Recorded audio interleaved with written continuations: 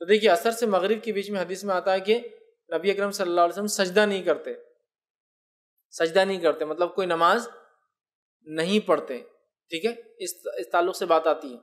لیکن یہ عمومی بات ہے کہ نبی اکرم صلی اللہ علیہ وسلم عصر اور مغرب کے بیچ میں نماز نہیں پڑھتے. لیکن خصوصی عمل یہ آتا ہے کہ ماں عائشہ فرماتی ہے کہ اللہ کے رسول صلی اللہ علیہ وسلم عصر کے بعد بھی نماز پڑھتے 2 رکعت، لیکن یہ نماز چھپ کر پڑھتے تاکہ امت پڑھنا نہ شروع کر دے، ان کو یہ ظلم اور بار ہو جائیں گا، امت کو مشقت نہ ہو، بلکہ آپ ہم عصر کے بعد بھی نماز پڑھتے روایتوں میں آتا ہے، لیکن سامنے نہیں پڑھتے تھے تاکہ امت پہ بار نہ ہو.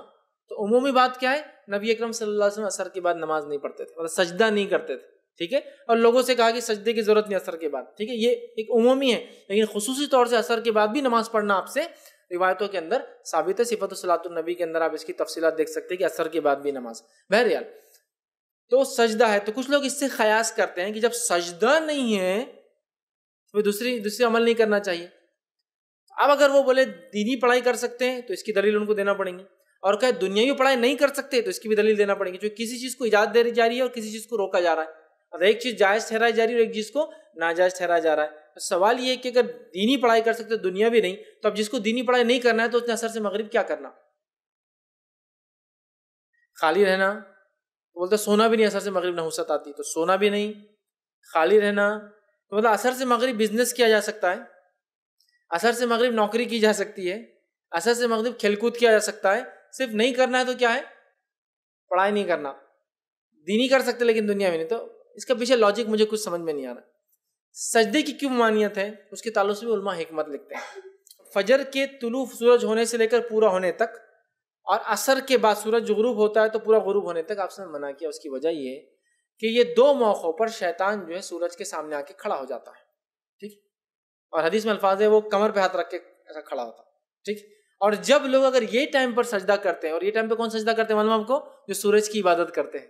جب سورج نکلتا ہے وہ سجدہ کرتے ہیں، جب سورج ڈوبتا ہے کرتے ہیں. تو شیطان آگے کھڑا ہو کر اس کو خوشی محسوس ہوتی ہے، خوش فہمی ہوتی ہے اس کو کہ میرے کو سجدہ کر رہا ہے. سورج کی عبادت کرنے والے تو سورج کو ہی سجدہ کرتے ہیں، غیر اللہ کی عبادت کرنے والے تو شیطان کو سجدہ کرتے ہیں اس وقت. دیکھیے آپ اکثر مذاہب میں سورج نکلتے وقت اور ڈوبتے وقت ہی عبادتیں ہیں. ہمارے پاس سورج نکلنے سے پہلے اور سورج ڈوبنے کے بعد ہے، یا تو اس کے ڈوبنا شروع ہونے سے پہلے عصر، ڈوبنے کے بعد مغرب. تو وہ تو عبادت تو شرک کرنے، لیکن کچھ لوگ جو کرتے ہیں جب شیطان آگے کھڑا شیطان خوش ہوتا ہے.